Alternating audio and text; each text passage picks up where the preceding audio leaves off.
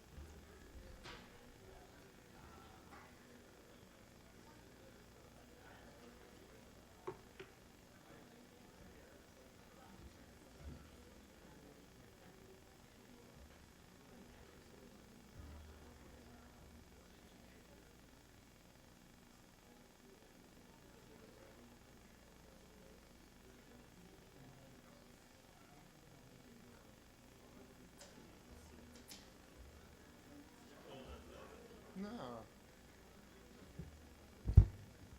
All right. Good.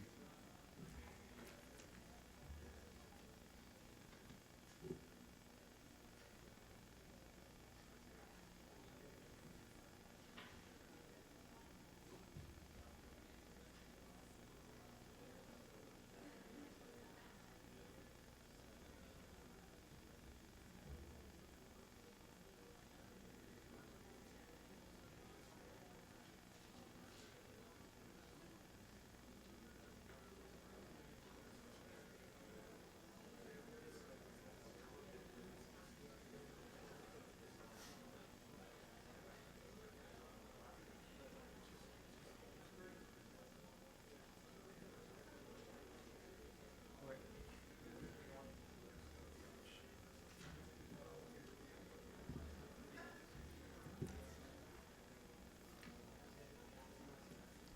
Sound, I want to make sure he doesn't start my whole handout.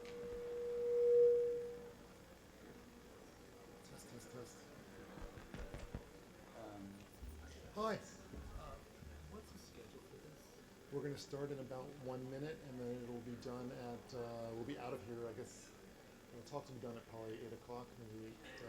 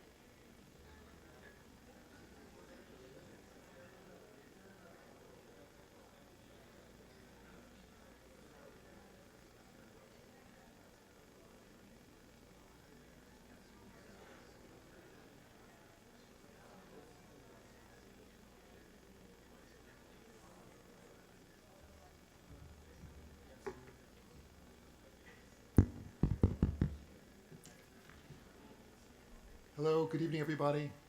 Good evening. Thank you very much for coming. I'm Michael Reed. I'm from Blue Sky Studios in Columbia Computer Science, and I'm half of the organizing team for the Post-Parametric series. The other half is David Benjamin, from whom you'll be hearing in a few moments. This is the third in a series of events that bring together Columbia's Graduate School of Architecture, Planning, and Preservation and the Computer Science Department, and that aim to question, broaden, and reframe the way we think about computing and design. A little retrospective on Post-Parametric. A few years ago, David and I were discussing the use of computational methods in architectural design. We were thinking about how to address the problem of applicability, that is, how one might critically evaluate these methods. This series is part of our response to those discussions. The idea is to bring in speakers who are primary sources for the more advanced technological interests of the school without being watered down through second or third-hand interpretation, and not to reuse the already well-known contributors from the architectural computation scene. So to that end, tonight we have 4 guest speakers with disparate backgrounds with the common experience of being able to pursue projects over enough time they can make the results part of the scientific literature. And I'm very much looking forward to what they're going to show to us this evening. I'd like to take a quick moment to thank Autodesk Research and the Computer Science Department for their gracious and generous support, and certainly the Architecture School for providing such a great platform for the series. And with that, I'd like to introduce David Benjamin, who's been the series progenitor and a constant source of energy and motivation while we get these talks organized. David?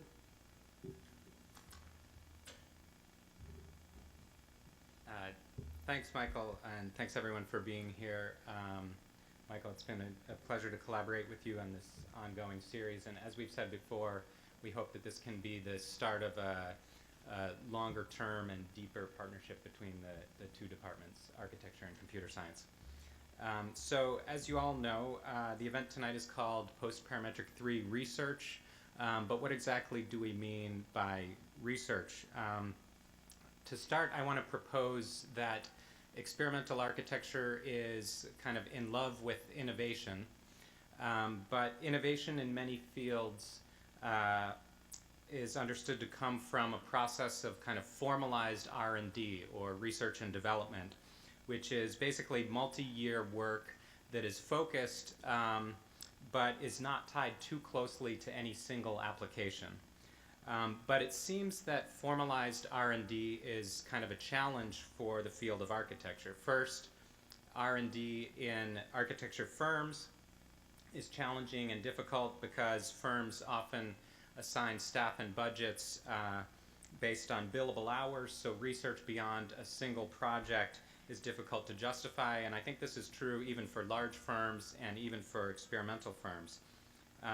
But second, R&D is also challenging for architecture schools because different than engineering departments or science departments at a university, in architecture departments, long-term funding is rare, and long-term projects beyond a single semester are also pretty rare.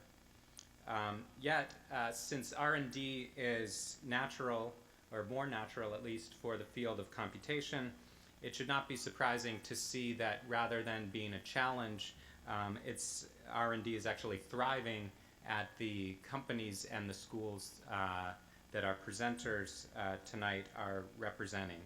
So in this context, I think that each of our guests will present their own flavor of research, potentially R&D, but potentially other definitions of research. And I also think that each one of our speakers will challenge those of us in the field of architecture to re-engage innovation, to move beyond our current software buzzwords, to expand our definitions of experimental architecture, and to think differently about computing and design. With that, I'd like to move straight to our first speaker, who is Azam Khan, a senior research scientist and head of the Environment and Ergonomics Group at Autodesk Research. His work has focused on advanced 3D camera navigation techniques, on large displays, and on pen-based interaction. Recently, Azam has been exploring modeling and simulation, including physics-based generative design, airflow and occupant flow in an architectural context, and simulation visualization based on sensor networks.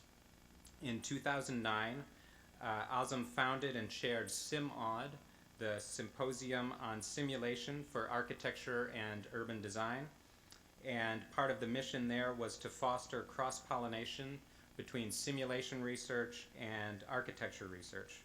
Prior to that, Azam has worked at Alias Wavefront, Adobe, Microsoft, and ATI, and he has chaired the Alt.Chi conference. Azam Khan.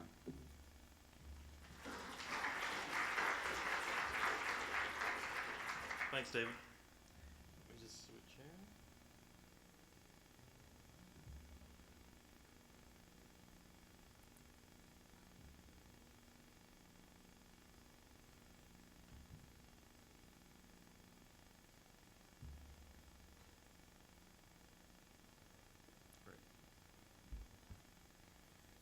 Thanks, Michael. David, I really appreciate the invitation, and I hope to hope to present some of those challenges. A little about myself. My 5 seconds of fame is probably this little thing up in the corner. Love it or hate it, it's the view cube that came out of our group. It was a big team effort, but I'm probably to blame. I also have worked on a lot of other projects, as well as other teams in Autodesk Research have done a lot of things. You can check it out at autodeskresearch.com.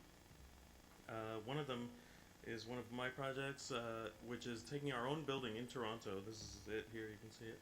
Is at 210 King Street East, and we are doing a digital version of that. David mentioned that too.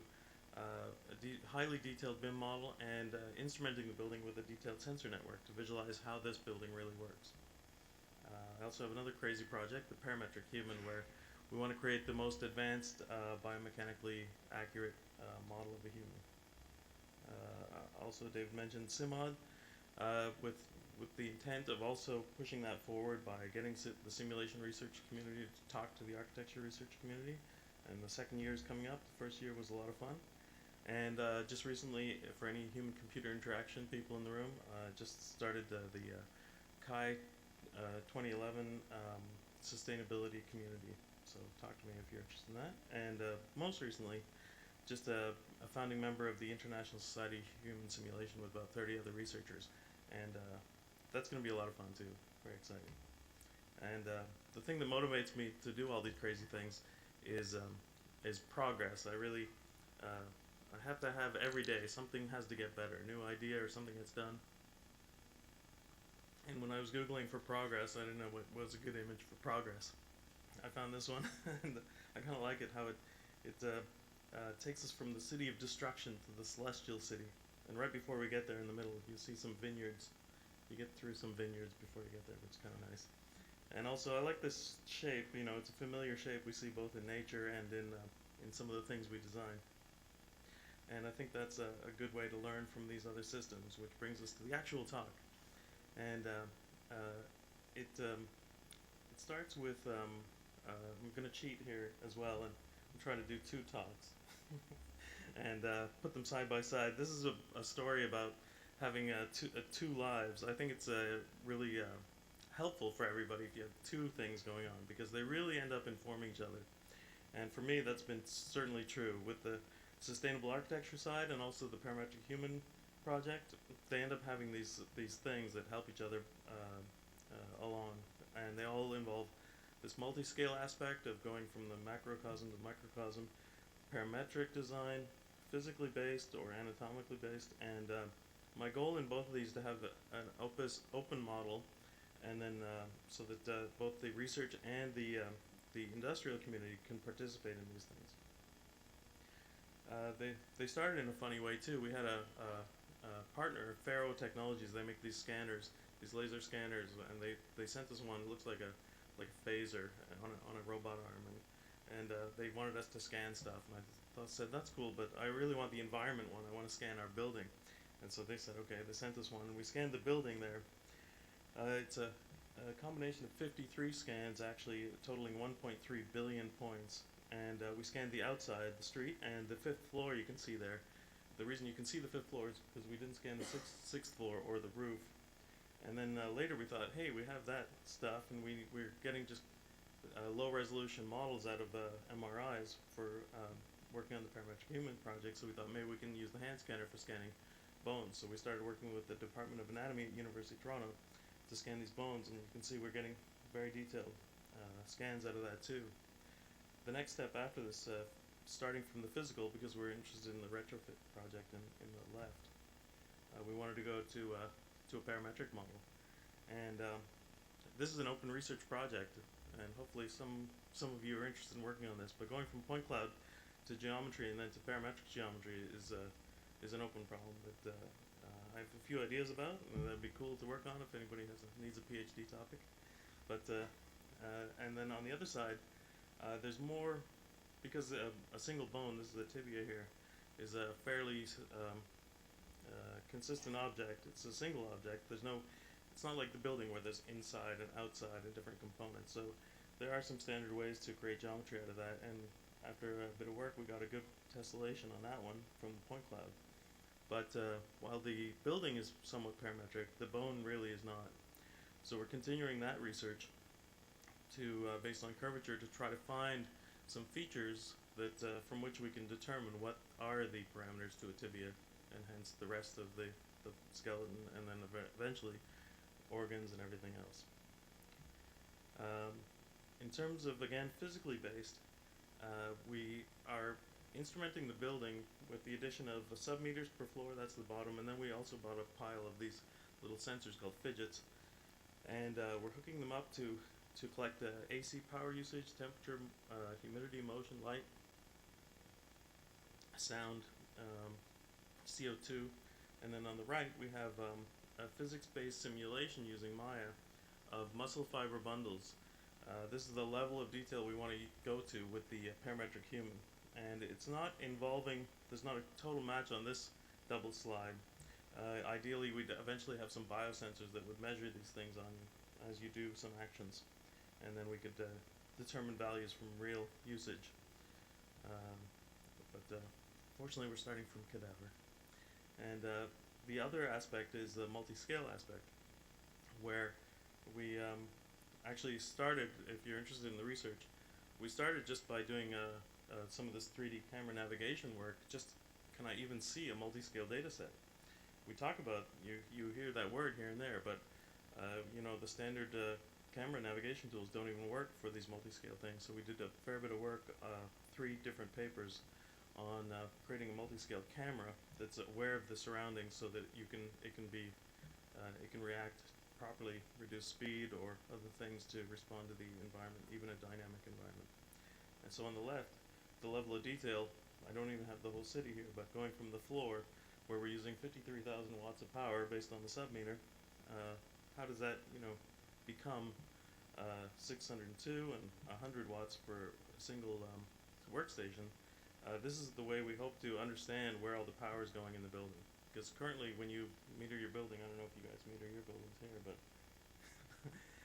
usually people have no idea where all the power is going, and that's the problem. You might have your parameters, your switches that you're playing with, but if the result goes up or down, you have no idea whether some of those switches made any difference or not.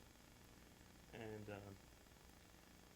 the thing that ties these two presentations together, I think, is the modeling simulation, at least for me, where we want to work towards having a collaborative open simulation framework, so that if you're an expert in one area, you're doing some particular topic, like a certain type of glass or some kind of cogeneration system, or on the human side, if you're measuring the strength of tendon tissue or some other connective thing, then you could participate in this thing without having to understand how the whole system works.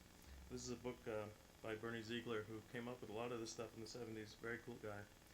And we're working with him to hopefully put together such a system, which we hope to use SimOD to further that work. Independent of that kind of simulation, there's another kind of modeling and simulation, which is the physics-based simulation. And that applies both to the human and to the building. In this case, on the left, we have a simple model of some airflow there, from heat coming from under desk from a computer. And on the right, we have a paper called Physics-Based Generative Design, using Yostem's physics-based solver. We're thinking of it as a unified solver, so you can have all these interacting components together. Sometimes you create a simulation where you just have a hanging chain kind of thing, or some other thing, some other physics effect. But in this system, you could model different effects and have them interact with each other. The typical thing we talk about as an example of this is the soccer ball into the net. So the soccer ball can hit the net, but then the net should be able to push the soccer ball back out. And with a regular system, they can't affect each other like that. But with this system, you can have everything running at the same time. And we're doing some work also with parallelization, high-performance computing guy in the group as well now. And so he's going to help us with that to accelerate that. But the missing part of all of this is beyond the physics of the input of the sun or the moon or whatever is the input, what drives this thing?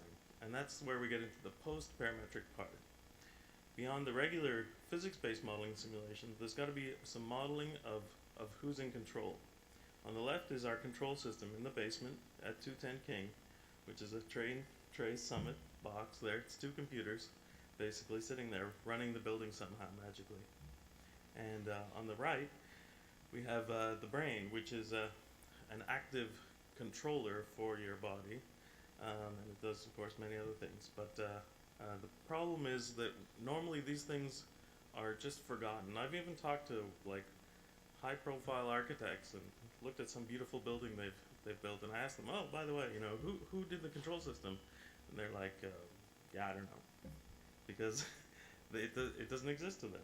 It's really a detail, and unfortunately, that brings me to the challenge to the architecture community and to the computer science community, is that we have to move to both a model and a controller combined system. In the human, it's just difficult. We really have explicit control because we decide what we're going to do. But in architecture, we have an opportunity to create like a natural system, like a tree. There's no control system in a tree. A tree just grows and it gets better over time as it grows. And it'd be nice if a building got better over time too, if it didn't get worse over time. Right now, most buildings, they're there and then they just get worse over time. But if we could design implicit control into the building, into the actual geometry, into the system, through thermal massing and natural ventilation techniques, then you wouldn't need a control system. It would be right there in the building itself. And that is, I believe, my 15 minutes there. There we go. Thank you.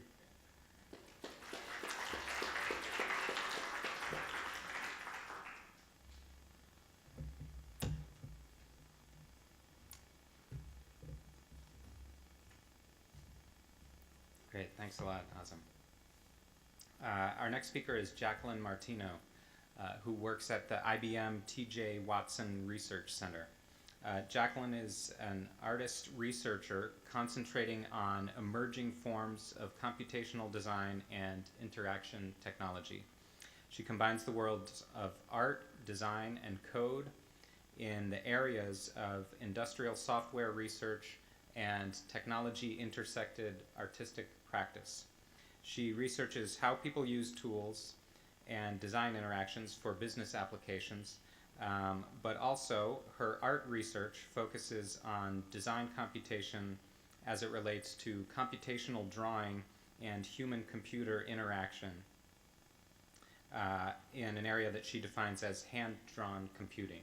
So another, I guess, one of the many themes that might emerge tonight might be this interaction between human and computer and parametric, but we'll try to continue growing these themes as the night goes on. Jacqueline is also active in SIGGRAPH, and she was one of the SIGGRAPH 2008 conference chairs.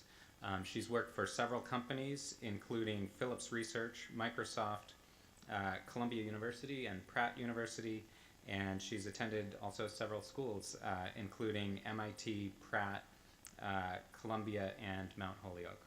Jacqueline Martino.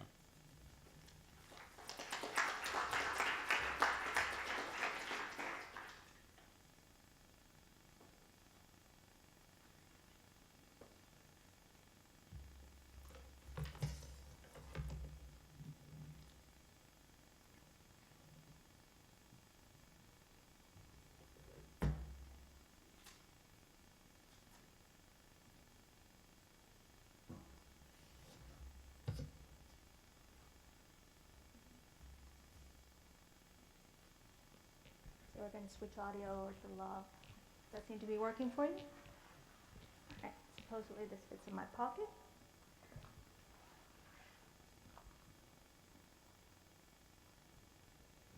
Or not. Clothing design, is anyone covering that this evening? All right, we'll see how that works. Sorry? We don't know yet. All right. Okay, so the topic of my talk is flowy work in a workflow world. And the topic title is very pithy. We'll see if we can deliver on that promise. I'm working basically, David's comments about R&D and what life is there like are very interesting to me. I'll tell you from the get-go here that the hand-drawn computing group is an under-the-radar not funded collection of folks who get together from time to time, fairly regularly, and discuss some of the difficulties and challenges that we see happening in interaction design as it relates to what we're talking about in terms of flowy work in the workflow world.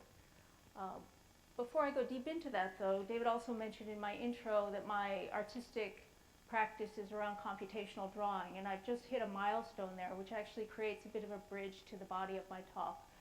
So I spent a number of years analyzing approximately 3,000 sketchbook entries, traditional sketchbook entries. This is pen on paper, and creating a design language to be able to generate future forms that are similar in style and spirit to the hand-drawn examples from the traditional sketchbook.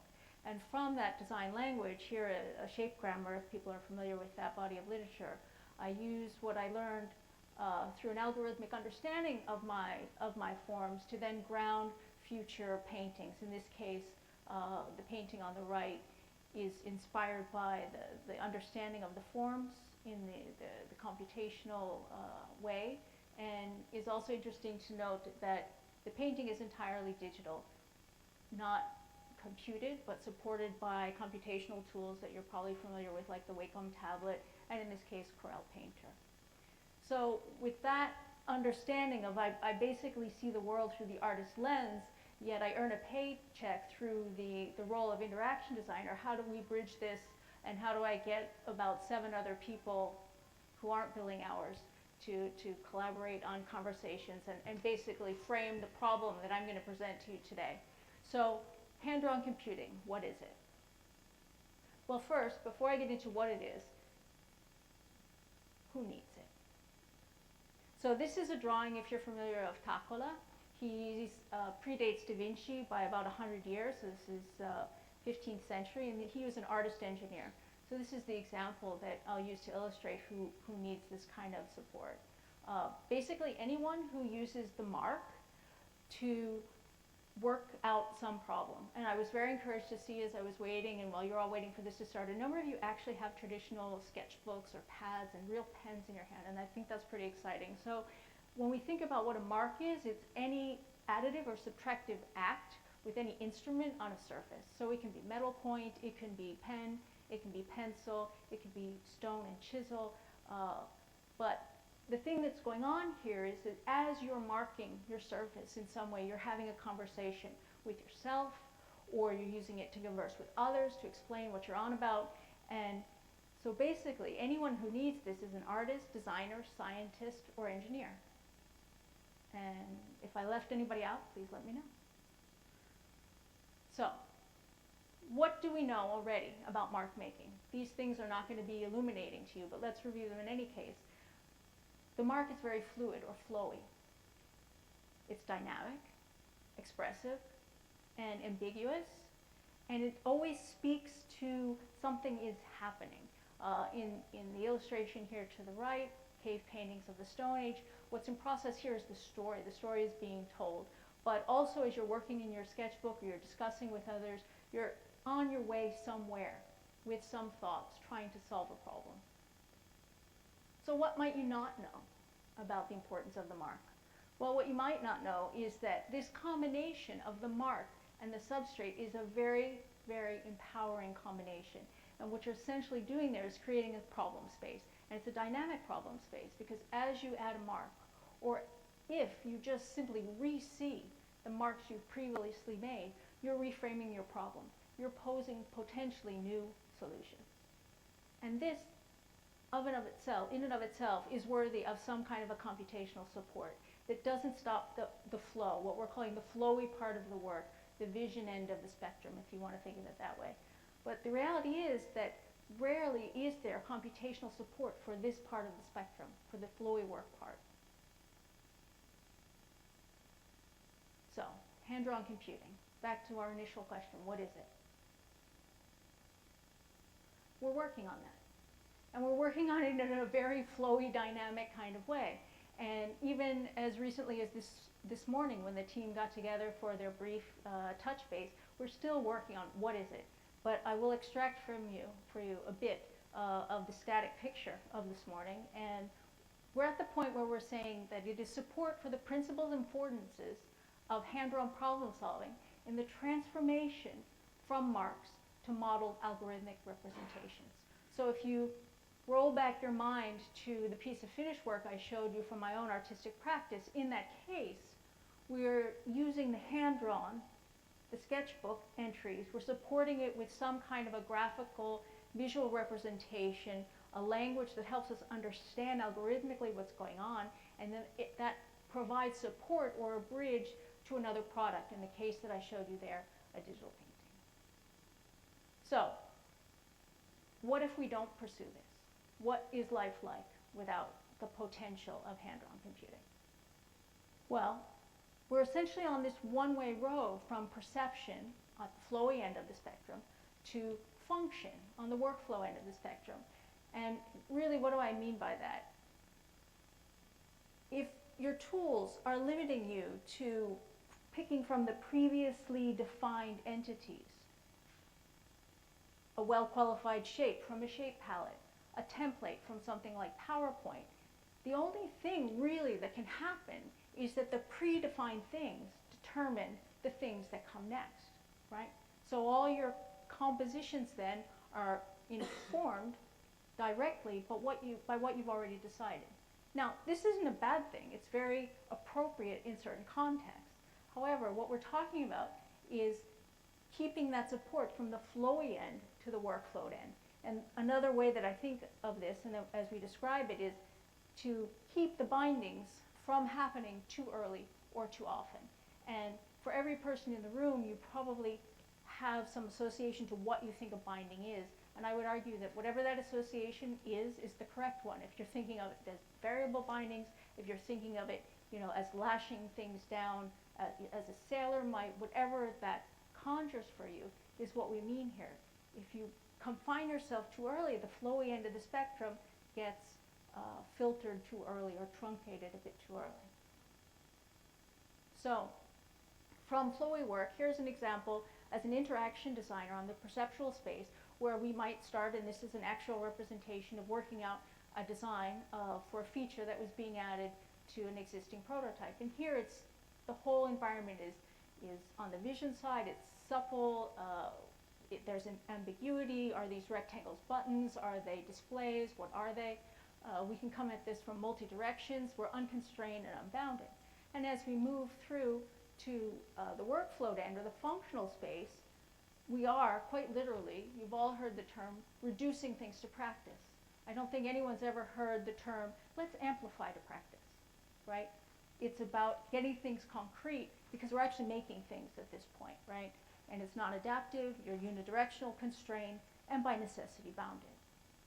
So, if we look and we think about the spectrum from marks to models, or borrowing from gold, the artist-scientist tends to be towards the vision end of the spectrum, and the designer-engineer towards the practice with all these other characteristics that I've already described. There's a whole lot of gray space there in the middle, right? So on the right end of the spectrum, there are currently available any number of tools to help support this part of the process, less so on the left, and very nearly nothing bridging the space. So, what's our approach? We call this mixed fidelity. It's a mixing of marks and models. So we want to be able to support the artistic gesture, but we don't want to always recognize everything. So if you think in the way of like sketch recognition, sometimes not everything needs or wants to be recognized. Sometimes it just needs to be there, right? We also want the ability to unbind what's been recognized. So here's the fully formed shot of a working implementation that came from, in some part, a very open-ended visualization, but what's very interesting here is only a small part of this actually becomes fully qualified, right? So if you go in a very kind of literal sense and you say everything on my flowy side needs to eventually be in the model and be fully qualified, Well, probably not in the way people are actually and truly working. There's only some really small percentage that actually makes it into the final design. Now, this doesn't mean that all the other bits are worthless. They might come into play at some other future time, so we don't need them to be lost. So, just to conclude, I'll place up here our definition again, and I'll also try to summarize for you why I think, well, where we are in terms of, one of the briefs for this talk was, what's our future thought here? And when you work in enterprise research, typically what you find is what you're working on now is something that will enter into product in, say, 15 to 20 years, depending who you listen to and who you read. So part of trying to figure that out is looking backwards and say, well, where were we 15 or 20 years ago? And I can draw a small analogy here with the book. 15 or 20 years ago, there was great computational support already growing for writing. But the digital book for reading didn't really exist. It's coming into its own now, right? And I think we're in a similar place with drawing and the impact that drawing can have. If you look back about 10 or so years, you have products like the Wacom tablet, but now you're getting these other very interesting products like the LiveScribe pens, if you're aware of these. And if we start to think in terms of the software that we can develop, that we can use to support this notion of drawing going forward. Drawing's not going away. Your pen and your paper may go away to the degree that your book has gone away.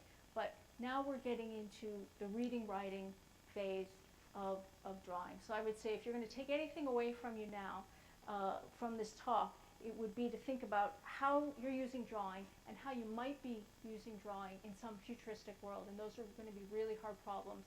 And we're just starting to work on them now in our under-the-radar group that hopefully will have the kind of funding that David envisions for enterprise research. Thank you.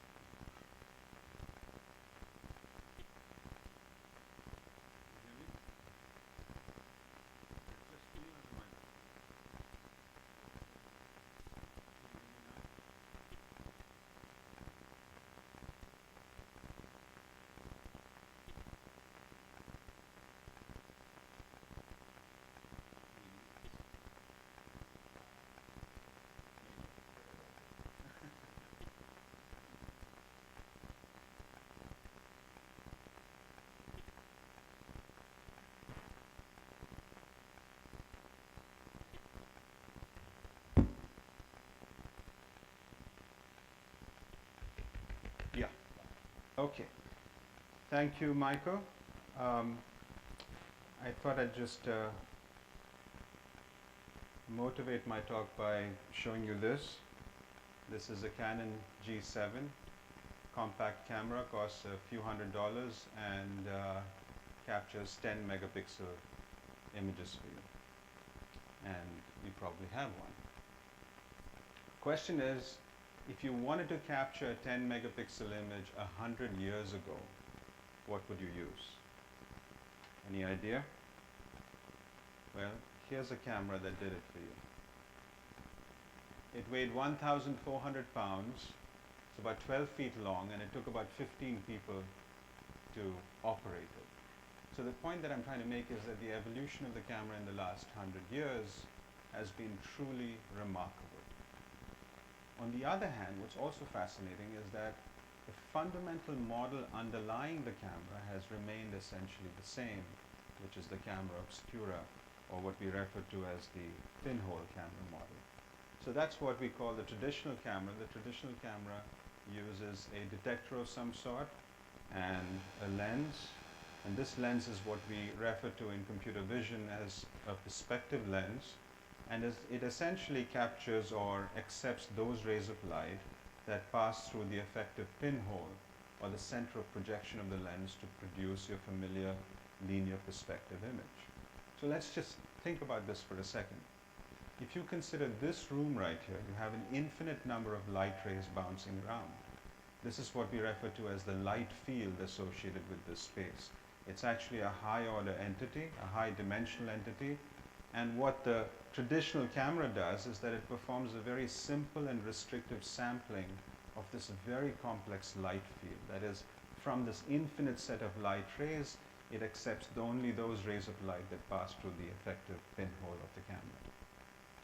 So the point that I'm trying to make is that if you somehow manage to map seen rays to pixels in some unconventional fashion, maybe we can capture new types of pictures. And that's really the motivation behind the computational camera, which uses new optics to map seen rays to pixels in some unconventional fashion. So here I'm showing this yellow ray which should have gone all the way down to the bottom of the detector, but it's been redirected to this pixel.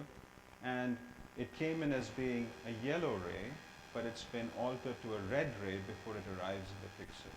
So in all cases, the computational camera uses optics that captures or produces an optically coded image. And the coding is done in some meaningful fashion. And that's where the computational module comes in. It knows everything it needs to about the optics, and therefore it's able to computationally decode the image after the fact, after capture, to produce hopefully a new type of image. So it's this line of work that we've been pursuing along with others at the Computer Vision Lab at Columbia. And what I wanted to show you are just a couple of examples of computational cameras. So here's one that allows you to capture a very large field of view. We can all agree that if somehow if you can capture the entire sphere around a point, that would have profound implications not only for computer vision, but for a wide variety of applications. So here is a very early implementation. Is there a pointer by any chance, Michael? A very early implementation. So here you see your favorite digital still camera. Attached to it is this funky contraption, which has a bunch of lenses in here and a curved mirror, and you can see how if you capture an image with that system, you get something that looks like this. So a couple of things to note about this. First is the black spot in the center, and this is where the mirror sees the lens. It's the inherent blind spot to this type of a system. The second thing to note is that the field of view is very large, significantly larger than a hemisphere. That is, unlike a fisheye lens, which I'm sure you're familiar with, in this case, although the picture was taken close to the ground level, you're able to capture the sky, which is well above the bleachers right there. And the third thing to note is that the image is distorted, or from our perspective, it's optically coded. And since we have satisfied some conditions in designing this system, and we understand the optics of the system, we can take any part of this image and map it to a linear perspective image after the fact. For that matter, we can freely roam around the space. Exactly the same thing can be done by using an array of cameras and stitching the pictures together, which is a very common practice. But here we are talking about a single camera without any moving parts, being able to capture a moment, but with an unusually large field of view. So back in '96, this is with my student Venkat Perry, we demonstrated a video conferencing system.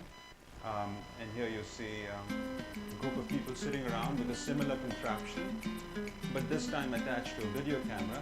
And this was 96, so we're talking about very low resolution video that looks like that. A bunch of people around it. And then from just this, and using no more than a PC or a laptop, you can compute any number of these perspective video streams that give you the illusion of multiple cameras pointed at different people. And this technology has really come a long way. There's a company called Remote Reality that builds these cameras for both defense as well as commercial applications, and we're able to produce now a 4 megapixel image at 15 frames per second. You can't really show that kind of video using PowerPoint, but you can sort of imagine what it looks like. So that's field of view. That's a computational camera. I want to show you a different example, a different dimension, if you will. And so that's this one right here, joint work with Sujit Kutiramal. So what we did in the previous case was to capture a very wide field of view by using a convex mirror. Let's take a look at what you can do with a concave mirror. So in this case, you have an SLR camera. Placed in front of it this time is a hollow cone that's mirrored on the inside surface. And now an interesting thing happens. If you're looking at one point in the scene, then that point of course gets captured directly by the lens of the camera because it's a hollow cone. But it turns out that it gets captured exactly 2 more times via reflections by the cone. Exactly 2 more. In other words, each point in the scene is captured 3 times, but in the same image, but seen from 3 different viewpoints. You see what I'm saying? So you take this contraption, and if you point it at an object, for example, a face in this case, you get an image that looks like this. In the center, you have this unobstructed linear perspective view. That's the hollow cone. But in this distorted annulus, you have an embedding of 2 additional views. See?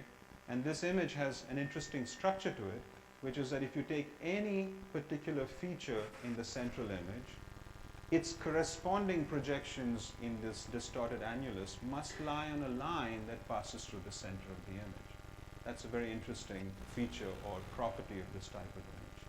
Now, essentially what you have is 3 images embedded in one. And it turns out that you can then tear apart these 3 images after the fact. And once you have these 3 different views, you can reconstruct the 3-dimensional structure of the face from this single photograph. See, so that's exploring the dimension of depth. Okay, let's talk about another type of computational camera. So this is a very important dimension that all camera manufacturers are actually scrambling to address as we speak. It's called dynamic range. You open your eyes, you see a scene. It will invariably have an enormous range of brightnesses and colors, very rich in detail. You take a camera and you take a picture.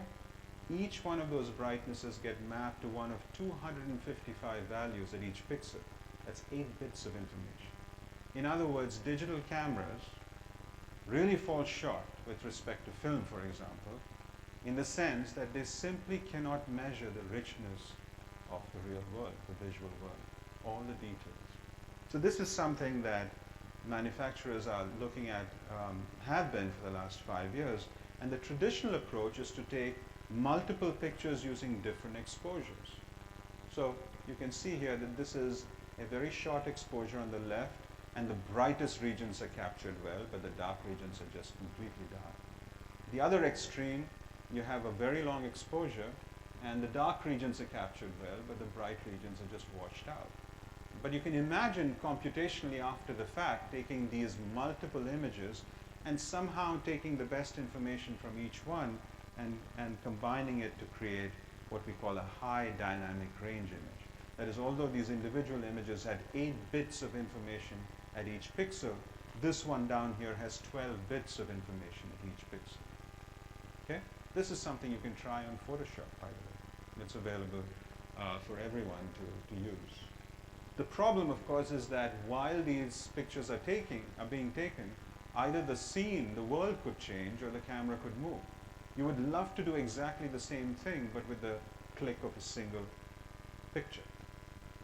So here's the idea. This is joint work with Tomo Mitsunaga. right here at the bottom, there you have some scene. I'm just sort of caricaturing a scene. And here you have a chip.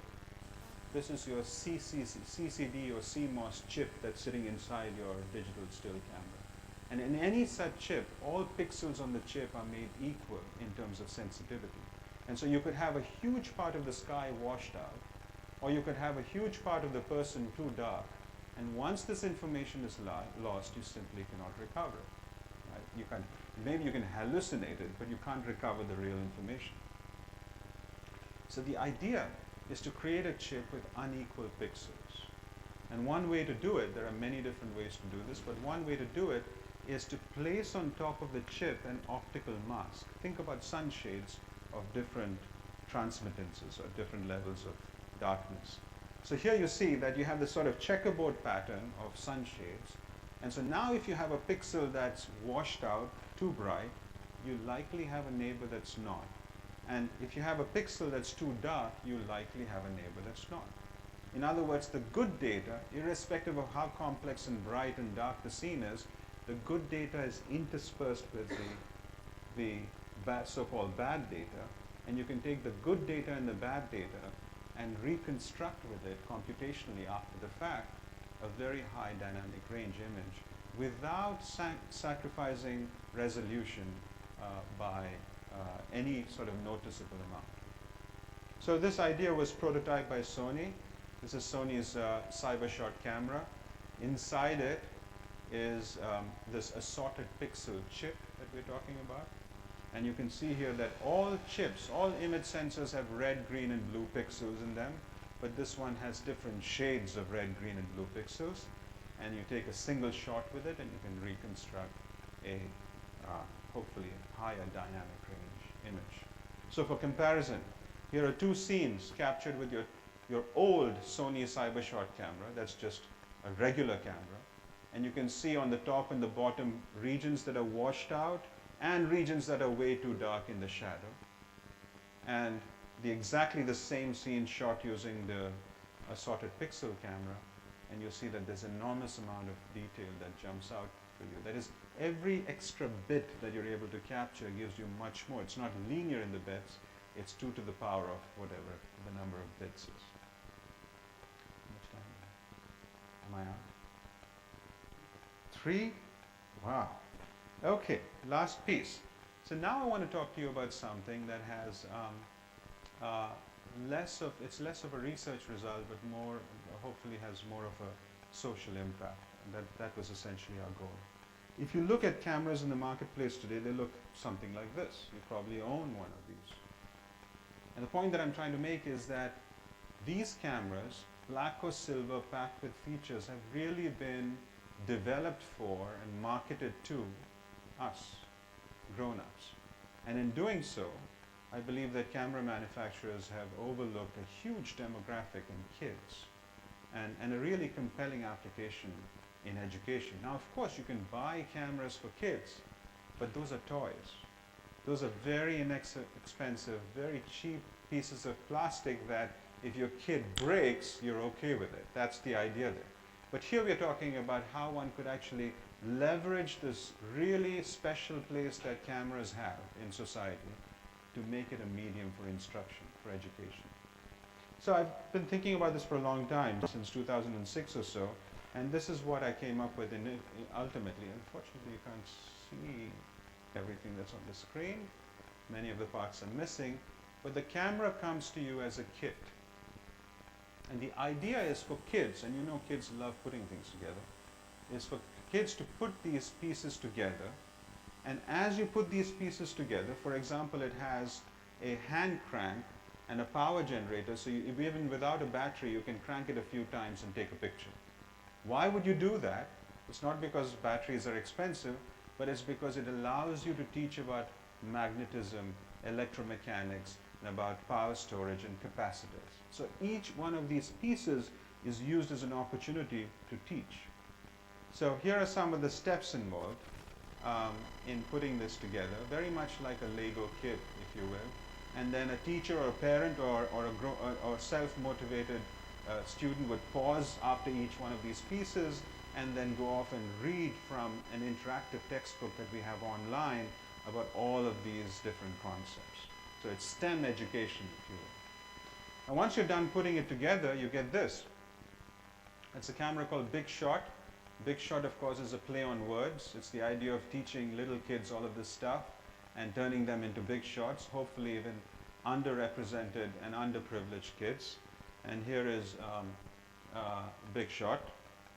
And it has instead of a single lens, it actually has 3 settings to it. You see these 3 settings right here.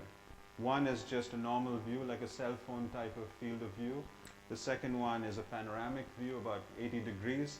And the third one is stereo. You actually capture 2 pictures in one image, and then after the fact you can create a 3D picture, an anaglyph, where you can wear red-green glasses and see what you've shot in 3D.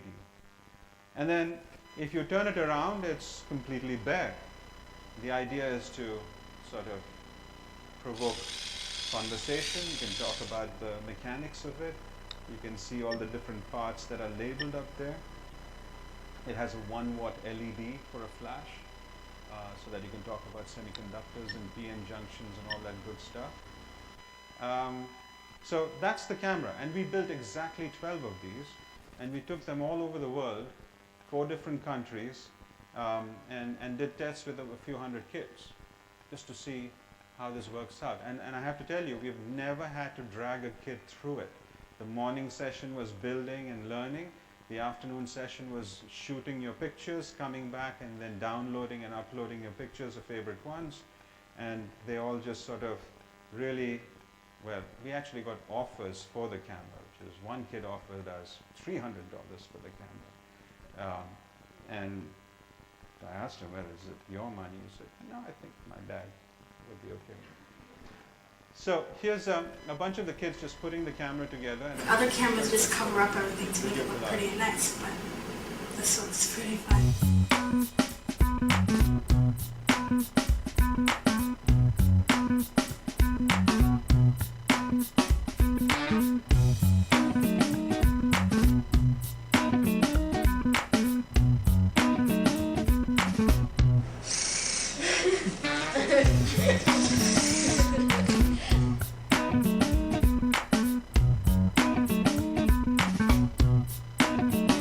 We have 3 specific features.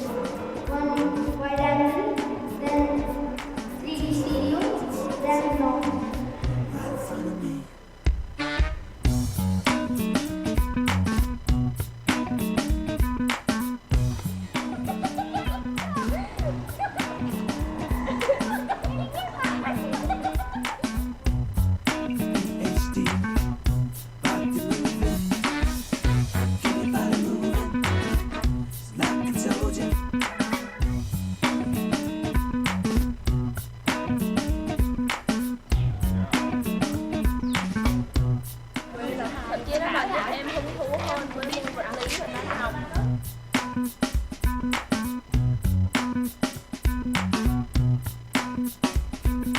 I think that this is very good.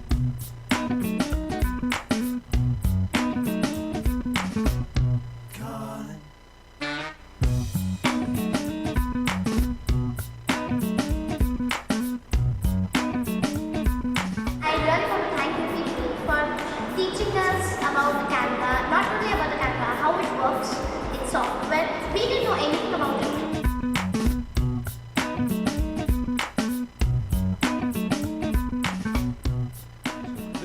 This may actually surprise you, but some of these kids, especially the ones in India, had never used a camera before. That just seems bizarre in today's context.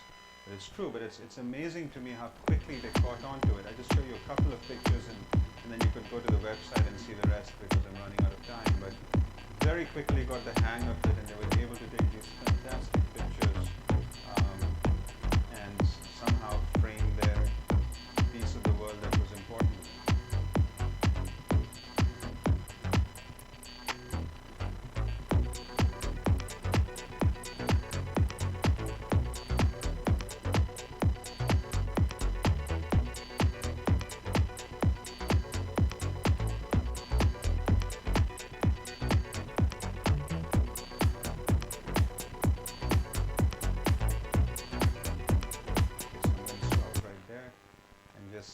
that if you have kids in your lives or if there's still a kid inside of you, please visit bigshotcamera.org. Thank you.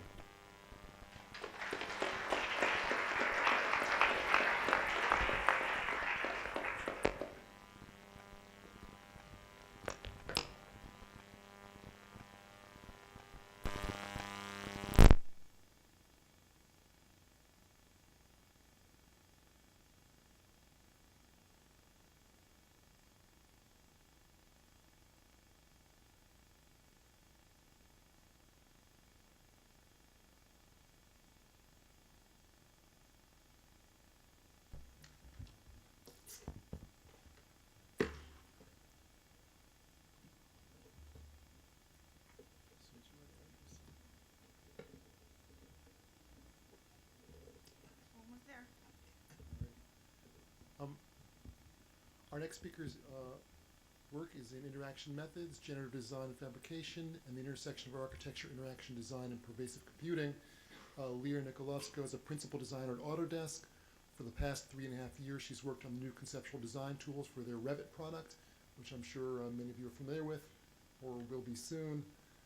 Lear holds a PhD in design and computation from MIT Architecture and worked in the computing culture group at the Media Lab. Prior to joining Autodesk, she worked for the strategic design department at Philips Design, at PRL, Philips Research Labs in Brackliffe, and she's taught at RISD and Technical University Eindhoven. She is the chair for the curated art at SIGGRAPH 2008, and she's going to talk about interaction design for future BIM systems. Thank you, Lyra. Thanks, Michael. So I made like a quick overview here of the kinds of things that I have done in the last, I would say, like 4 or 5 years.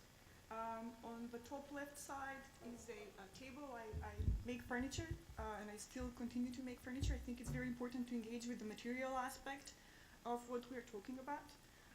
And that is a project that was done in the computing culture group while I was a student there, which is actually, I call it a conversation table. It pretty much monitors the patterns of speech. So like depending like who speaks, I mean, it actually visualizes by lighting up the LEDs like back and forth, who actually dominates conversation, like thus bringing forward some of the invisible aspects of conversations.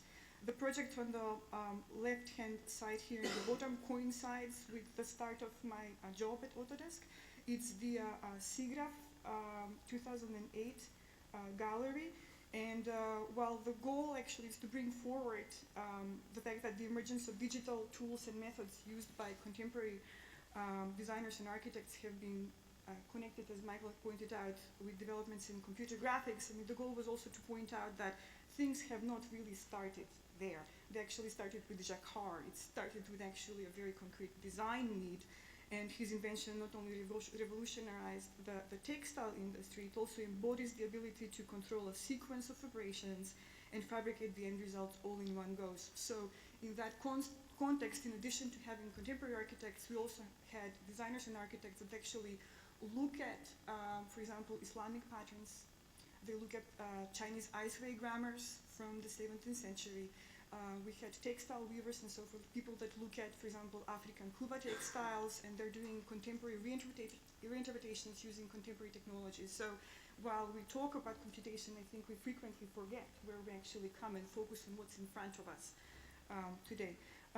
The projects on the right-hand side are the ones that I'm going to talk very briefly, like here. It's basically what I will focus on is like user research methods that we employ at Autodesk, both shorter term for every one of the releases and also like a longer term. So I'll just jump through this stuff like straight to here to the ugliest slide I was able to find. Yeah. A slide that actually describes BIM. Okay. And I don't think I will go into description of a BIM because I know for a fact that you have somebody called David Fano on your faculty who teaches Revit, who teaches that. Just an illustration of the architectural design process and how that actually is being impacted. Revit is a parametric associative modeling software. However, given the different phases of the design process and the kinds of focus that has been given to what the tool actually is, the majority of the workflow is focused on design development and actually construction documents. And that's how the tool has been actually perceived through the time. So what we actually did for this particular project we focused on these two phases up here. So the goals of the project was to try to make creation of complicated geometry and rigs a bit simpler to make, to persist the relationship with the BIM model, not only to look at geometry and form making, but also the parametric relationships that drive the form. And I promise this will be only one of the few text slides that I have done. So how do you go about doing that? It's actually quite a lengthy process, and we call this slide the subway cards, the Boston subway card slides. So what you will see is that there is a process of approximately 6-7 months. What the red parts of text signify, I don't know if you're able to read any one of them, is every time we have actually went to an end user, whether it is a university or an architecture office, and talked to them. So this is like the frequency with which we have actually talked to people before we even started designing the tools, or also like while we were designing the tools. The blue bits are actually the parts where we're actually like doing activities. So it starts with New York user research, November 2007, and like think that you start here, but then you release the software approximately a year and a half after that. So it takes like so much time. As designers, I mean also as like me as a furniture maker, I frequently think about how designers actually connected with their tools. I mean, whether they're interaction designers, whether they're architects, whether they're furniture makers, and so forth. And you're like frequently faced with the dilemma is that do you build like a very specialized tool, like a chisel, or like a very generalized tool, like something like this, right? And also like what happens if you build a generalized tool, I mean, what are the kinds of other tools like rigs, right? Like this one here, that can like further push the tool from what it was designed to do. And if you start thinking about that, I mean, like what we're looking in the today world, this is not that different. I mean, there are modeling environments, and people either construct rigs, like such as in this case, or they custom script to be able to augment what they need to do. So we did like all of that research. We also like went, and I mean, this is interesting because we're talking about post-parametric, right? And post-parametric assumes that there is a mature technology, and that has already become the common. But we ran this survey at Autodesk University in December 2007, this is a couple of years ago, and we asked people, what tools do you currently use in the early conceptual designs of projects? SketchUp. This is like 300 people that replied. Approximately, I would say like how much this is, like 75 to 80% of them use SketchUp. I mean, we know of companies that make for something like 700 to 800 SketchUp models, and the question there is like, why are they doing it? And the answer is, like one of the many answers is because, I mean, these tools are really very accessible. And the question is whether parametric modeling tools are really accessible. We identified two user groups. The ones that we actually interviewed when we started researching is a group that we called a teacher group. And this was a group that totally doesn't need us. They make their own tools. They exist in medium and large architecture companies. They also exist in academia. They're small units. They have suffered a major impact of 2009, and the economy declined because these units actually shrink. They're considered research units. They either are embedded in projects or they work as consultants, and they frequently share findings within the larger group. And then there's a second group, which is actually an aspiring group. These are people that don't have research groups. They don't have the budgets to make these explorations, but they still are interested in the kinds of things that the others group is actually doing. So what we did is that while we were learning from the top group, whatever we would build, we would test with the group that was aspiring. So that would actually ensure that the kinds of tools we're doing are actually going to be more accessible to like a larger audience. We frequently, I mean, this is something which is very usual in the human-computer interaction community, but doesn't happen even in the world of tool making for architects, by architects. I'm trained as an architect myself. We build personas. These are stereotypical users. So here is like a profile of a user. So when we go about to the next step, you know, like when we design scenarios, workshops, and so forth, we frequently ask ourselves, for who are we actually designing? What is this tool for? For who is it? Subsequent activities that follow are also design workshops. This is with a group of approximately 20 architects from North America in the AIA. And yeah, the bubbles there are because we protect the privacy of people that we work with. this is like a type of artifact that comes out from these workshops. It's a scenario. And it's this, I picked this one because it's a really goofy one, but I mean on the same side, I mean because you need to get like people are comfortable about interacting about this stuff. But although it's about the wind farm and the geese, the kinds of issues that are actually being addressed in the scenario is factual data, dynamic analysis through time, presentation of results, multiple groups actually collaborating. The next step while you build the scenarios is actually creating a storyboard. So here, like together with people that are actually end users, we're looking at their thought process, how they would like to go about making a curtain system design in 6 easy steps. You can never make a curtain system design in 6 easy steps, but still you learn that they first need to understand the problem, they need to understand the material, understand technology, design methodology, manipulation, iterations of form, and like so forth. So when we go back to the office, we look at all of that material and we generate a very detailed storyboard. This is like this thick book literally that is being developed that actually identifies like in a narrative form and visual form exactly what has happened. So here you see that first you start to understand the program and the site, then you start constructing parametric rigs, you start to slowly maybe rationalize the form, you like run early conceptual energy analysis, like all the way to creating like facade studies and so forth. This is like only one of the possible scenarios that you can do it. And then at this point you're ready to start designing. You still are not designing. So what you do is you generate concept sketches. This is more probably like familiar to like what you're already doing. You create like specs, you iterate with other designers, development QA and so forth. And there's this loop that happens here of like numerous revisions, except this is not all of it. This is actually the full process. And there is another part that comes here in which on this left side, what I mentioned about user research is just like, this part here. You also are looking at what is the current state of the software, how far can you push it with the ideas that you have. Have any other colleagues done any work? And also, what are the other precedents you can learn from? Okay. What we do next is we make a lot of paper prototypes. The thing is that you can push paper prototypes only so far. I mean, they're really not interactive enough. But then, when you are dealing with interactive prototypes, here's the dilemma. This is like a Revit 2009, which is 2 releases back. And at this time, we were going through a major redesign of the user interface, which actually means that you can start understanding how many icons are there. So if you're going to be like working with people that only you want to focus their attention on the conceptual design tools and people that maybe don't even know Revit, I mean, how do you like map this? I mean, the number of commands you can think actually is the number of workflows and interactions and so forth, except this is not all of the commands. I mean, this is what we're actually talking. These are the number of commands that actually showed up. And what we started doing is we realized that we ought to simplify the user interface in order to be able to put it in front of people who are going to be focusing only on the conceptual design tasks and not on everything else. And this is what we found actually we need. And we arrived at this point by pretty much like outlining workflows. For example, I want to make a cube, right? I want to like add parameters.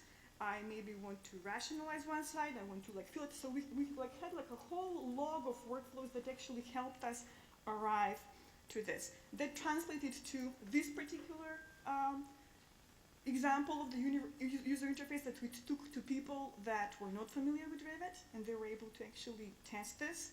This is the first prototype with a ribbon that we made ourselves, and then I don't need to go more into this, but at this point on, which is June, we were already 6-7 months in the project, and the first release, which was early next spring, was the work that we actually did in this part of the project. So while that was an example of how we do work like release per release, I mean, the second part of the presentation will be how do we actually like think, and actually research for what may happen after this is done, or what happens like in 10 years. So on the top part, what you see, it looks much better on my screen, I'm very sorry, is that this is the short term. So we work like by release cycle. So we release the software once a year. And the upper chart actually shows like this is like September, October, November, December, these are the months here. And usually we do like requirements analysis, like understanding like what's happening at this time of the year, research, like scope definition, conceptual design, the kinds of things that I told you about. And I refer to that process as the harvest process, except our harvest is about 9 months. It's really very long. But then what we started doing, like exactly like this time, approximately a year ago, is like this exercise which we call BIM Futures. And the goal was that we engage with colleagues, both colleagues and people that are end users, whether they're customers in architecture offices and so forth, or people in academia. And we start asking them 3 questions. And these questions are, what is the core of BIM? What are the global trends that influence the architecture, engineering, and construction industry? And the third one is, what do you think the architecture, engineering, and construction industry, or like AEC as we call it, is going to look like 10 years from now? Just like these 3 questions. So we ran a whole bunch of like interviews. I actually have the numbers here, and they're pretty crazy. We ran, I think actually I have a map. Aha, so this is not how we do like long-term user research. This is also not how we do it, but we almost do it like this because we do it with cards, and I have the cards here, right? And it's a user research method which is fairly well known in the interaction design community. It has not been done in architecture very much. So this was the first, like iteration of the cards in which we're using very Autodesk-centric thing. This is the last iteration of the cards. So we have these blue cards which we call theme cards, and then these red cards which are trend cards, and I explain like how they're being done.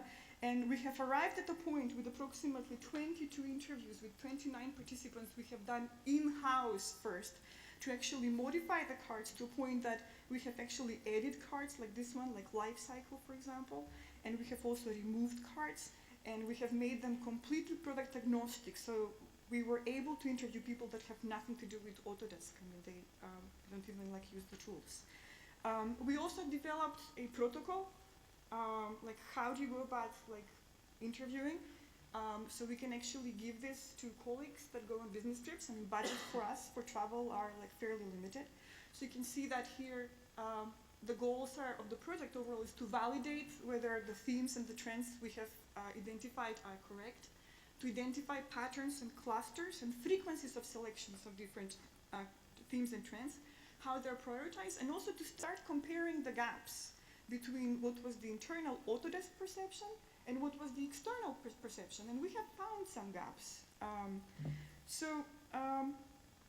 This is like where we have done most of our research, and you can see it's like at this point North America like heavy, and that is fine. And currently we have interviewed 35, we have had 35 interviews with customers, total of 57 people at 18 sites, and that's, it's like a bit architecture heavy, but we're planning to bring in engineering and construction up, and 7 people in academia with 7 interviews. So totally, like with the Autodesk group, we have 64 hours of interviews, which, it's like substantial information.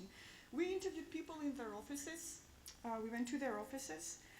We interviewed them in ugly hotel lobbies, like wherever we were able to catch them. The right one is in Las Vegas at like Autodesk University.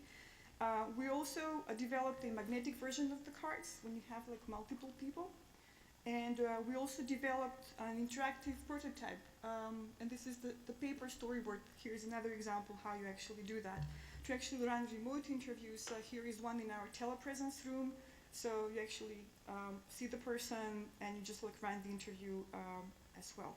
And this generated a ton of data. So I'll just go through what I'm going to briefly cover here, and I'm like probably like 3 to 4 minutes away from the end. I'm going to focus on the North America end user interviews, not the internal Autodesk interviews. I'm not going to be doing comparison because I can't. And I'll show you what we learn and talk next steps. So this fine gentleman here is Andrew Marsh, Ecotect. If you know him, that's how he looks.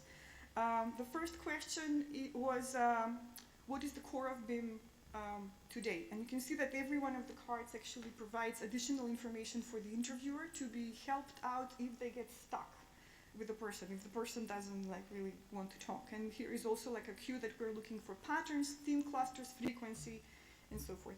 People really didn't have a hard time because I mean the cards are very tangible. There's a good starting point in terms of what was in. This is a chart of what we actually found. The core of BIM today, according to customers, like top one is documentation, followed by view, coordination, and parametric. So these are like the top 4 cards. So parametric is 4th. all the way here. And this was the biggest difference that we actually found with the internal Autodesk perception. The Autodesk perception was the number one was parametric. I mean, and that's partially because, I mean, the tool has been marketed as a documentation tool. And you will see like a whole bunch of like gaps here when you start like breaking down, for example, MEP and structural. They, for example, don't care about design alternatives. So you can start like breaking this data in any way you want. I mean, here is another diagram just to like show that. Life cycle, API, fabrication, and so forth is like very low. And this is like some manifestation of how those different arrangements of the cards actually looked, including this one, where this person actually says that fabrication, parametric, and design alternative is the current passion that everybody talks about, but nobody's really enough serious to actually deal with that. As for global trends, this was the second question. We asked people to read the 6 cards. The one that is covered is economy. And this was to get them thinking toward the third question ultimately, which was the future of the AEC industry. And I'll just go like very quickly, a couple of quotes. Economy and population are things that happen to us. I mean, these are kinds of trends that we can't really control. Or sustainability will only drive BIM if it is economical. Here's another one that is looking at emerging technologies and materials.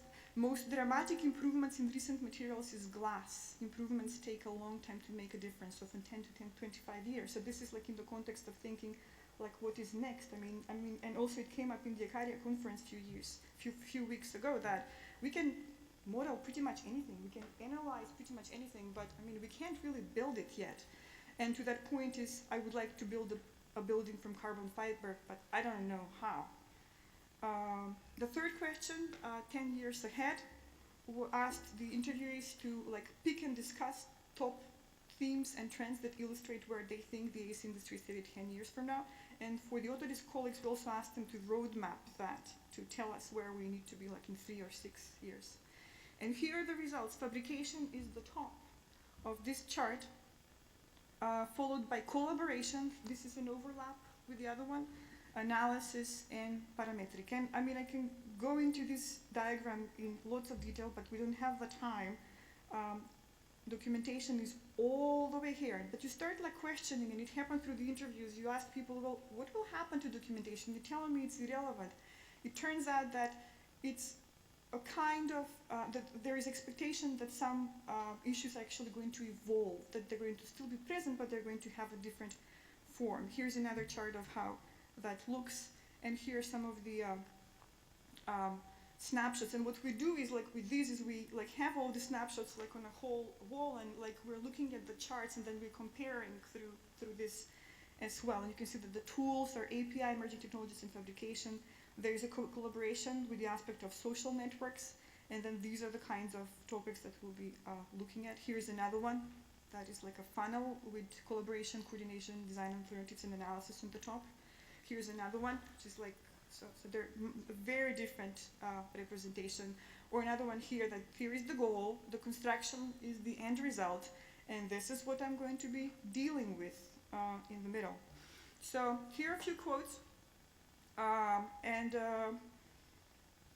As I think we heard this, the building industry is 10 years behind the manufacturing and car industry. If you look how those industries interoperate, you can map where the building industry may go in the near future, as well as a discussion here that the model should not be remodeled, that it's ridiculous waste of time. So there needs to be some better dovetailing, if you want, for a conceptual model to go straight to fabrication. Okay? This one I liked a lot on collaboration, that the notion of the lone architect squirreled away in a studio is ridiculous. It is not how we teach today and how people practice. The reality is that you have engineers and so forth. They're all collaborating through common platforms, which again is very much rooted in the design tools and emerging technologies. I'm not going to go through this one. This is just a comparison slide. On the top is the core of BIM today. On the bottom is AEC industry, and you will see that the overlaps are actually collaboration, hybrid teams, IPD work, parametric in the middle, and coordination, which actually deals with the real-time synchronicity. So according to those people that we asked, these are the kind of things that will persist in the next 10 years. So conclusions for like this part of the research, this is not finished is that trends were separated into things that are out of control versus within our control. I mean, how we engage with emerging technologies is something that we can control.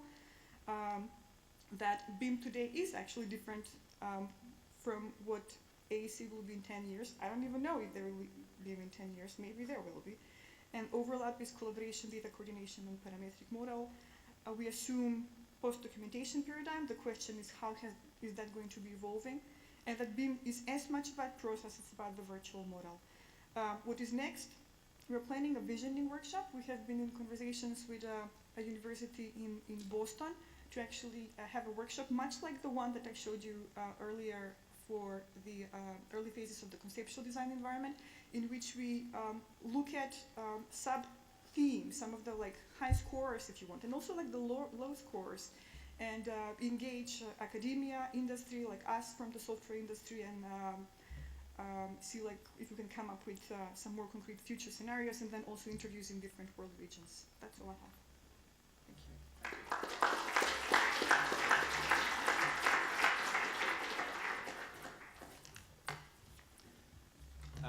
Okay, so now what we're going to do is just have a few quick minutes of discussion and questions. And we'll try to keep that to 15 minutes or so. And maybe just to, so I'd like to invite all of the speakers up to the table here. Maybe just to start it off, I want to make a quick observation that, of course, it seems like we could probably have an entire conference about the subject matter of each one of the 4 different presentations. Azam's already doing the conference about simulation, but it seems like the idea of hand drawing as it relates to computer tools is a whole other conference. Certainly visualization and cameras and optics and the way that we see the world, but also see design and represent our designs, because there are cameras in every piece of software that we use as architects. And the images that we show to our colleagues or teachers or clients are all camera-based images, visualizations. And certainly new software tools is already a topic, and how we develop new features for software tools is already a topic. But I just wanted to note that the point of these post-parametric events is not really to draw conclusions, but more to open up questions, and to allow us to think more broadly. And even though in some respects it's a little kind of like overwhelming or almost jarring to see the variety of different topics on the table, I think that's exactly fitting, and that's one of the purposes of an event like this is to raise a lot of these issues all at the same time without a clear focus. I think maybe Michael, if you want to ask the first question, and then maybe soon after we'll open it up to questions from the audience. Thank you, Dan. And thank you, speakers, very much. Very interesting stuff. And I actually have a lot of questions for you each individually on your own work, which I'm gonna save. I've got a general question though, because you're all from different aspects of the R&D community, corporate, academic, even sort of side special projects. When I first started in this field, I had this idea of 2 different types of R&D. There was corporate R&D, which tended to be trade secret and licensable, and then there was academic R&D, which tended to be published at conferences and basically free. And I think, certainly the architecture community has seen the benefit of this, for example, in the way that products that were designed and developed through billions of dollars of R&D for the aerospace and automotive industries are conveniently usable, for this, for the architecture community. I was just wondering if you felt that there was a change in the way R&D results can be accessed by people who aren't in the specific field that the R&D is being done in. I say this because I see that more and more academic R&D is going out under license, and I see, strangely enough, a lot of corporate R&D is being pushed out there as open source projects. So if you have any ideas or feelings about this, I would love to hear them. Yeah, there's been a funny reversal in that we've experienced too, because in my projects we want to publish all the data and make it accessible to the research community and anybody really. But sometimes when we've gone to visit universities, they're like, oh well, we can't show you that because you know, that's going to be a spin-off or something. So it is kind of a real factor that's kind of surprising. I don't know why, you know, whether it's this time or it's a pendulum that comes back the other way sooner or later, but it's definitely there. Anyone else have any particular feelings on that? I'm closer to the middle. I mean, we cannot talk about the workflows that we're designing that are coming out in the next release. And I can tell you that for the presentation today, I mean, it was cleared by legal. Oh, I forgot to do that. Yeah, so maybe it is because I don't work for a research lab, but in a scenario where we work like release per release, so I mean, there are certain things that need to be carefully guarded, not because as much because you're actually worried that somebody else may like figure out what you're doing. It's because you also don't want to make empty promises to your end users, right? You cannot actually say that this is what we're going to have in the release and come up and not have it. So.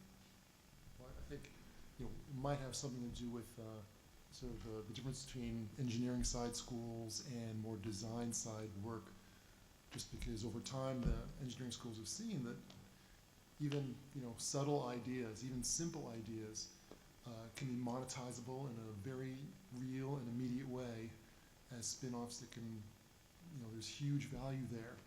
Whereas, say, in a design school, I think it's probably more difficult to say, yeah, this idea I've got for something, you know, the school can take a percentage and we can translate this into something, but we can't let anybody talk about it because that kind of collaboration isn't a model that's followed in architecture school or design school. Maybe to build a little bit off of that line of thinking, I'm curious if any of you have thoughts about collaboration, which has become a topic that I think Columbia Architecture School is starting to address more and more. And it strikes me that there's examples of collaboration within the development of each of your individual research, but then also it's possible that the product of the research enables collaborations, different kinds of collaborations potentially. But I wonder if you have thoughts about, you know, if we're thinking about the future of computing and design, are there opportunities for collaborations, say, between architects and software experts in developing the tools and helping to kind of influence that level of technology?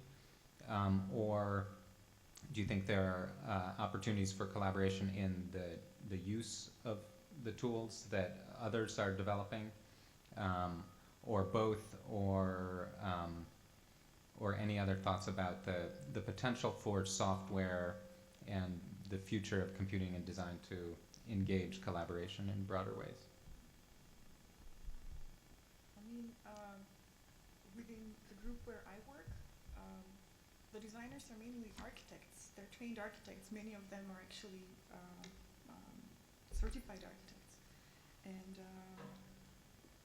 we kind of understand, you know, what maybe the problems are, but we never assume that we know the problems enough to engage like solely ourselves with our software developers. And for the first project that I showed you, we actually interacted with approximately 60 to 70 people. And we had a group of about a dozen people that were our advisors, and these were practicing architects. So, I mean, while they were not the ones that were necessarily driving what would go in the final product. I mean, it was us that were doing, and we were certainly like working with them.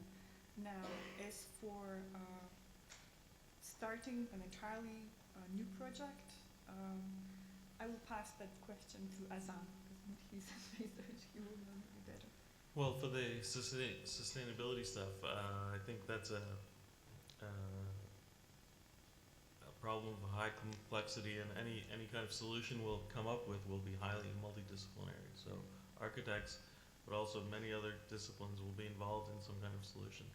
I'd like to see every new building be a net zero building, and some certain governments are interested in starting that and leading that as well. And that is just it's just not that easy. There are some lessons we can learn from architects today, and we need to collect those and somehow make them accessible to as part of academia, and also sooner than later, hopefully, practice as well.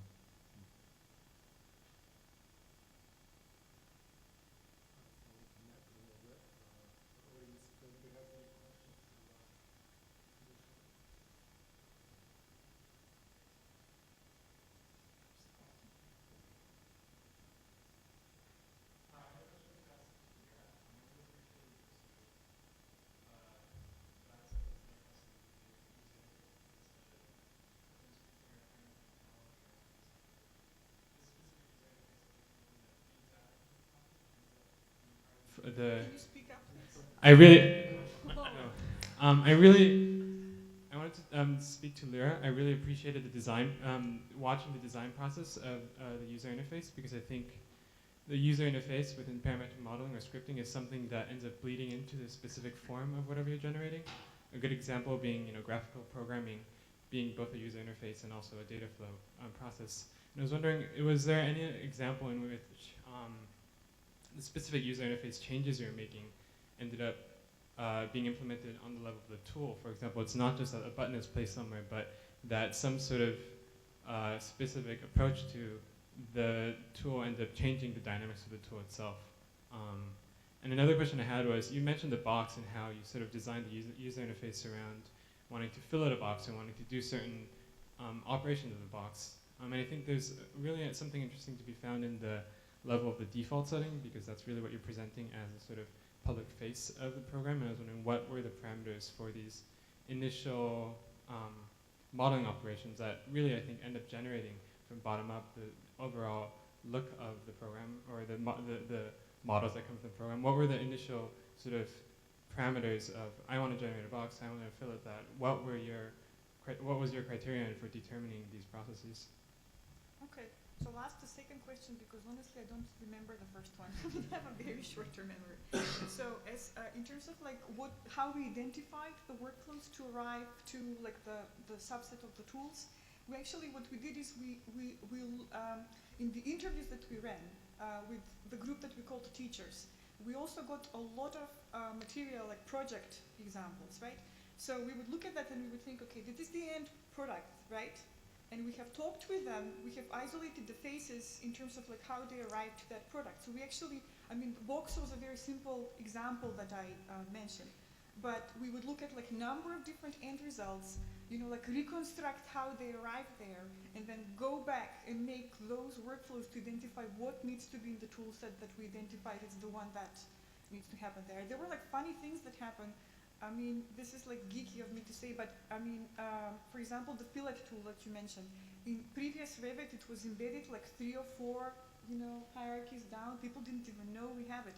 And by being asked to bring it and like placing it like in the toolbar that I showed, suddenly we were getting feedback that, thank you Revit, you're finally like have like a fillet tool, when in fact it was there for like 5 or 6 years. That is to explain that, you need to be also very careful about like which kind of tools you feature, because those are the kinds of ones that people actually going to see first. I'm sorry about your first question. Maybe, did you catch the first question? Can I? Was there ever a case in which the user interface design process changed the tool itself or modified the actual operation of the tool? How do you mean if the user interface design process changed the tool? So not which tool, but how the tool worked. Well, for example, I mean, a very literal example would be like the parameters for the fillet tool. Because I'm interested in how the specific way you interact with the tool ends up changing the form that, I'm sure now that you have a fillet tool available, everyone's using fillets on Revit all of a sudden, and it's like this new thing, and maybe all these buildings have fillets around there, only simply because people are suddenly designing this simply because it's available. So, sort of like that. Was there ever an example in which like some specific aspect, like the parameters that you inputted the fillet tool changed because you realized that people weren't using it properly, or like the way a curve is drawn, or like the sort of micro changes at the level of interaction. Well, you see, we develop tools, right? Can I have your mobile phone? Right, there we go. Maybe we develop like something like this, right? And it's the iPhone and it's beautiful. I cannot control what kind of conversations people have with this iPhone. You can get like a really, really bad phone, like message from this iPhone, although it's like absolutely beautiful. So, in the sense, you can't control exactly how people are going to use, exactly what is available in this. So, in that context, while we design tools and we make them available, it's up to those that are like end users that decide how they're going to use them. So if somebody goes off and uses like one tool, that is an issue, but that's more to talk about, what their own design processes are than what the tool maker has provided. Yeah, I was just going to mention that, like in the production industry, in the motion picture business, the special effects with Maya, we found that there was a trend towards more and more customization. So at the end, you would visit a site like Disney or somebody, and you would sit down, and you couldn't even recognize that it was Maya because they completely customized everything, and they have full-time programmers working on developing custom interfaces and custom tools just for even one character or even one part of a character. So that's, in the long term, that's probably the trend that'll go into the other design tools, where there will be a spectrum of how different people use them, and how even within a single shop you'll have a sort of a best practices of the local programming group that will create the tools that are the best practices for that office. So we'll take one or two more questions. So here, according to that, is there a tool for allowing the user to customize the interface? You can do some customization with the interface, but it's like fairly rudimentary. You can just like move around panels. So, with my hat on for what happens like release per release, that's the extent of what. Because so far what I've noticed is that you're setting up certain tools in the foreground where, as Anna's saying, there's a tendency for the user to be able to create, his own interface, and then, have a multiplicity of interfaces within a community. Right. So we see actually both cases. Like the question is like, does the user want to the tool to like make most of the driving, or do they want to make like a car of their own? So we see a lot of customization via the API, where people actually like develop their own tools, and those like start to like merge one another. So. Mark.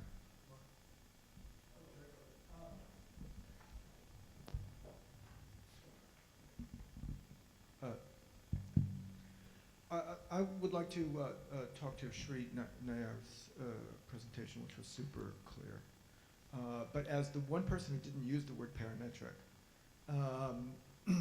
you had 4 examples. I'm not going to ask about the big shot, which is in a way kind of social parametric. In a certain way, it's really interesting. But I want to talk about the other 3, 2 of which, the concave and convex, use one of the ancient parametric anamorphosis as a form of visual parametrics as their mode, and then do something with that in terms of the computational shift. And then the other one, I can't remember what it was called now, but where you see good and bad information in a way in a parametric, not quite gradient, but possibility of developing the parametric relation between them. but you never use the word parametric. Is that a term that you're involved with, and if not, is there a reason why it's not appropriate or useful to you? Well, I mean, the simple answer is that before I got here, I didn't know that this session was called post-parametric. Had I known, I would have used it one way or the other. But you know, firstly, just talking about computational imaging, which is basically what I do or what I talked about. The idea there is twofold. You have traditional imaging. Traditional imaging is cameras for photography, for television, for scientific imaging, remote sensing, and then you can go on into medical imaging, x-rays, all of that is imaging. Imaging is massive. The whole idea behind computational imaging is to use simultaneously computations and optics. And in doing so, we want to achieve two things. One is to come up with new functionalities for imaging. So think about them as functionalities. Depth of field, field of view, depth, etc. The second one, which is actually more interesting perhaps, is to break the fundamental limits of imaging using computations. So let me give you an example and then I'll get to the answer to your question. The example is that if you wanted to capture an image of this room, which doesn't have just tens of megapixels, but has a billion pixels, a gigapixel image, or maybe a terapixel image, then it turns out that traditional optics doesn't allow you to do it in any reasonable form factor. So I'd love to do it with something that's roughly the size of a camera. I can do it by using hundreds of imaging systems, create a massive imaging system with these modules, and then I'm using scale to solve the problem. One of the questions is, how do you then use the same form factor of an existing camera to break that fundamental limit? And it turns out that if you use computations and design your optics so as to go with the computations, then you can capture an image which has embedded inside of it a gigapixel worth of information and then recover it after the fact. So our parameters, so to speak, are less geometric, but more to do with the realm of photometry, radiometry, which is the study of light, plus geometry. You throw these four things, there are many parameters there, and we are very parametric in that sense, but not in the, perhaps in the traditions. That's a long answer to a short question. I think, Alan, we addressed this in previous incarnations of the series, and that is, in computer science, everything is parametric. You can't not be parametric. So all of these things are defined from the software up to the sort of the higher level conceptual ideas. By default, they're parametric, and it's so ubiquitous. It's like talking about oxygen in the air you breathe. There's no meaning to it because it's just everywhere. So it has no buzz associated with it. There's no value in mentioning it because it's the one thing that everything sort of relies on for most of the systems that come out of that department and that the R&D there as well. So here it has a certain meaning. It's associated with a certain way of doing things, but over there much less so. I would paraphrase Shree's parameter space as being space-time trade-offs. That's right. Scale could be. And scale, yeah. Okay, one more question. I saw this one first. Thanks. I guess I wanted to ask about the one thing that Mark actually mentioned and left out, the social element of it. And I guess the way to frame the question best would be in the car industry analogy, this idea of a Fordist in the days of Fordism and Taylorism, and now if you argue this post-Fordist era, which is maybe marked by flexible accumulation and other staples, how essentially the strategies of what we call parametric or automation of data translate to relationships between people, specifically in your own research, that were different than before this technology was here. Has it restructured very tangibly the work environment, and more metaphysically the global interactions that you have, and how so? That's open. Anybody wants to go for it?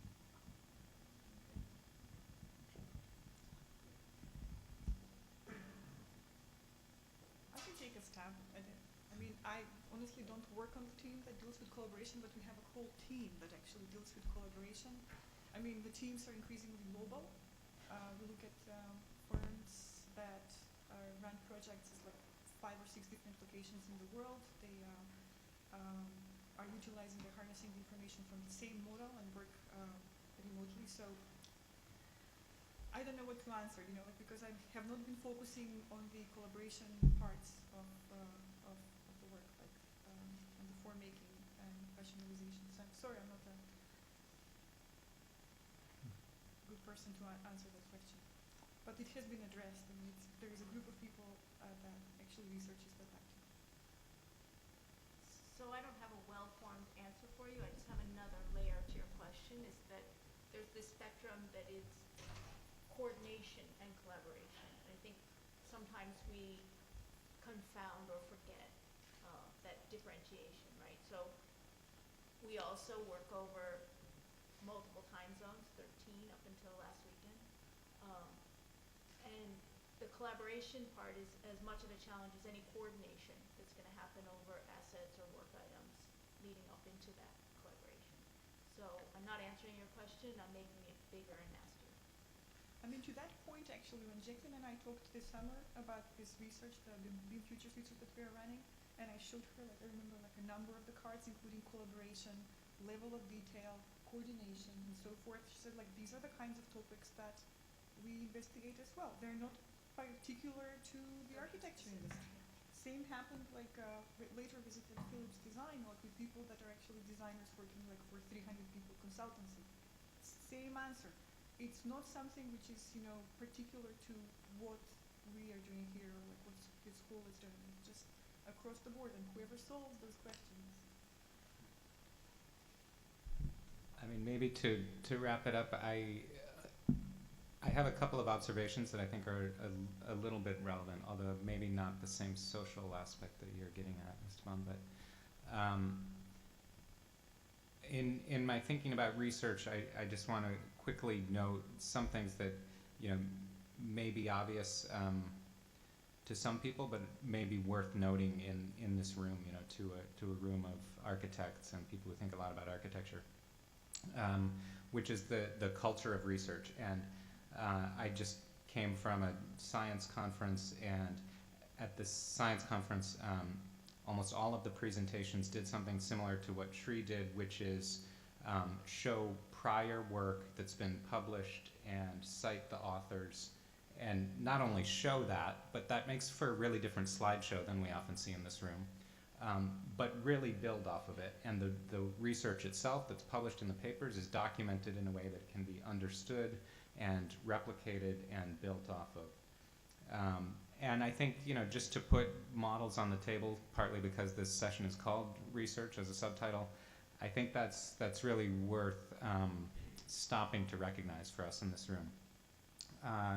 Second, I want to note that when I started thinking about models for architecture R&D, and I was having a hard time finding good examples of firms, or in education, at least in the same way that some kinds of R&D is thought of in terms of big budgets, long-term research.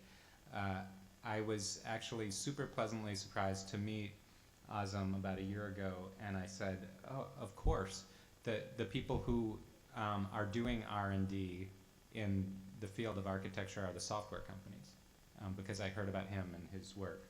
And so that was the ingredient that I didn't describe in the intro. But it's clear from the projects that you've heard about tonight from Autodesk, but from many others that you could look up on their websites, including Autodesk Research, that they're doing incredible R&D that's not even, some of it not even tied to a product release. That's just what I would think of as like R&D. It's like it's long-term research, exploratory, and it's not tied to a single application. And finally, when Michael and I were thinking about the way to introduce this event, we both independently came across an article in the New York Times just from, no one knows when it's published anymore because you read it online, but I read it, Saturday or yesterday. And it was about IBM and Apple. Did you read this one about your company? But it basically was talking about in a way, a culture of research, and it said that IBM actually does a lot of research or R&D, and it basically cited that they have laboratories around the world. They spend $6 billion a year on research and development. They generate more patents a year than any other company. 5 IBM scientists have won Nobel Prizes.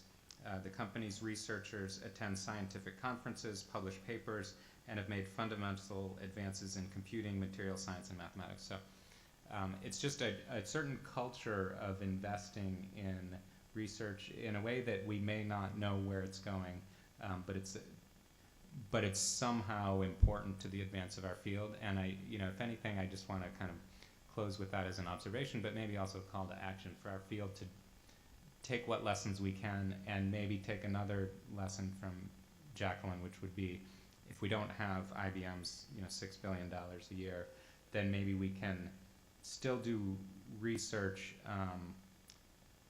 with this under the radar approach, but it would probably have to borrow more deliberately on some other models for research, like the science type of research, the documenting our findings so that others can build off of them, the being clear about the result and not only kind of obscure and atmospheric.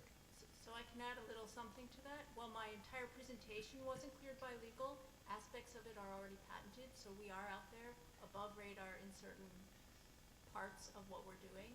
And a choice that this group made early on, about 7 of us, is that we're kind of going the more academic route at the outset and see if these thoughts gain any traction in a more conference, or patenting environment, and then possibly use that as street cred, if you will, to fly forward. Yeah. Well, and so the last words is, we are in a university. We have great models here, and also models from the corporate world, like Azam running this conference, which I encourage you to check out. Which the deadline is in 4 days to submit to that. But maybe we should engage that more, and we have it all around us in our software companies, in our departments across the way, in our colleagues. So I don't know if you have any last words. My only last words are thank you very much for coming from near and from far. It's always a delight to hear people from doing the same kind of the thing that would look the same on the business card, but the approaches are so disparate that it's and yet progress gets made. So it's interesting stuff, and thank you very much for your talks tonight. And thanks for organizing.